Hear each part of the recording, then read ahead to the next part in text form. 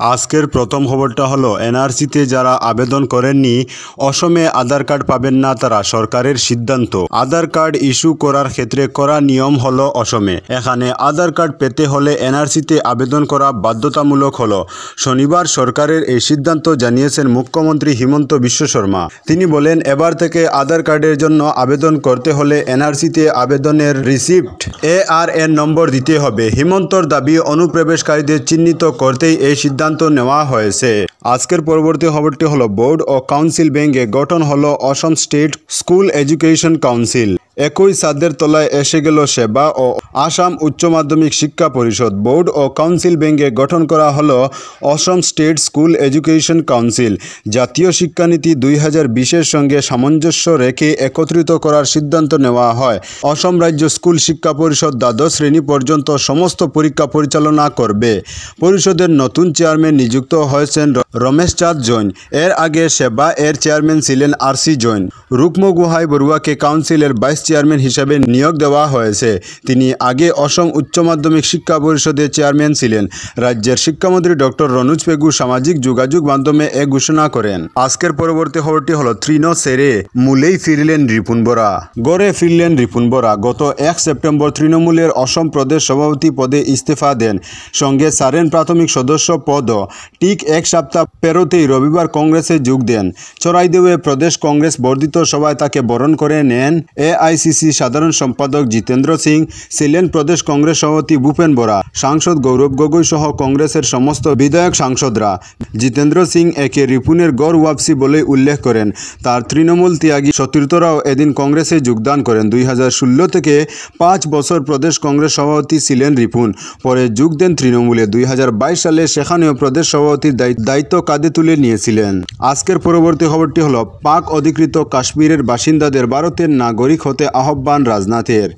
নির্বাচনী প্রচারে পাক অধিকৃত কাশ্মীরের বাসিন্দাদের নিয়ে বড় বার্তা দিলেন প্রতিরক্ষা মন্ত্রী রাজনাথ সিং। পাকিস্তানকে আক্রমণ করে তিনি বলেন, পাকিস্তান তাদের বিদেশি মনে করে, কিন্তু ভারত তাদের আপনজন ভাবে। বিজেপি নেতা রাজনাথ সিং বলেন, জম্মু ও কাশ্মীরের এতটা উন্নয়ন করতে হবে যাতে পাক অধিকৃত কাশ্মীরের বাসিন্দারা ভারতের নাগরিক হতে চান। আজকের পরবর্তী খবরটি হলো অনলাইন ট্রেডিং জালিয়াতি, ধৃত আরও 2। অনলাইন ট্রেডিংয়ের নামে জালিয়াতি মামলায় CID আরও 2 জনকে গ্রেফতার করল। ধৃত অনিরাম বসুমাতারি ও মিতিঙ্গা নার্জারি 2 জনই বিশ্বনাথ চারিয়ালি জেলার গহপুর মিলননগরের বাসিন্দা। এরা YBY অ্যাপের মাধ্যমে বিনিয়োগ জালিয়াতি করেছিলেন বলে পুলিশের মুখ্য জনসংযোগ অফিসার জানিয়েছেন। আজকের পরবর্তী খবরটি হলো ইস্তিফা নয়, ইউনিফাইড কমান্ডের লাগাম নিজের হাতে চান এন বীরেন। জিরিবামে গোলাগুলির পর শনিবার রাতে শাসক জোটের মন্ত্রী বিধায়কদের ডেকে জরুরি বৈঠকের পর মণিপুরের মুখ্যমন্ত্রী এন বীরেন সিং রাজভবনে ছুটে যান। রবিবার সকালেও রাজ্যপালের সঙ্গে সাক্ষাৎ করেন। 24 ঘন্টার মধ্যে রাজ্যপাল মুখ্যমন্ত্রী 2 বার বৈঠকে সামিল হওয়ায় বীরেন সিংয়ের পদত্যাগ নিয়ে জল্পনা ছড়িয়ে পড়ে। কিন্তু এখনই দায়িত্ব ছাড়ার কথা ভাবছেন না এন বীরেন সিং, বরং তিনি রাজ্যপালের সঙ্গে দেখা করে ইউনিফাইড কমান্ডের নিয়ন্ত্রণ নিজের হাতে চেয়েছেন। দলের এক সূত্রে জানা গিয়েছে, মুখ্যমন্ত্রী রাজ্যপাল লক্ষণ প্রসাদ আচার্যের হাতে পদত্যাগপত্রের বদলে দাবি সনদ তুলে ধরেন। এর প্রথমেই ছিল ইউনিফাইড কমান্ডের কথা। বর্তমানে নিরাপত্তা সংস্থাগুলির যৌথ কমান্ড রয়েছে CRPF এর প্রাক্তন ডিরেক্টর জেনারেল কুলদীপ সিংয়ের হাতে। কেন্দ্রীয় স্বরাষ্ট্র মন্ত্রক গত বছরের মে মাসে মণিপুর সরকারের নিরাপত্তা উপদেষ্টা পদে নিযুক্ত দিয়ে তাকে ইম্ফলে পাঠায়। বীরেন সিংয়ের দাবি, ইউনিফাইড কমান্ডের নিয়ন্ত্রণ গণতান্ত্রিকভাবে নির্বাচিত সরকারের হাতেই থাকা উচিত। রবিবারও মুখ্যমন্ত্রী রাজভবনে গিয়ে রাজ্যপালের সঙ্গে মিলিত হন। সূত্রটি জানান, কুকি জঙ্গিদের সঙ্গে সংঘর্ষ বিরতি চুক্তি বাতিলের জন্য মণিপুর সরকার বেশ কিছুদিন ধরেই দাবি করে আসছে।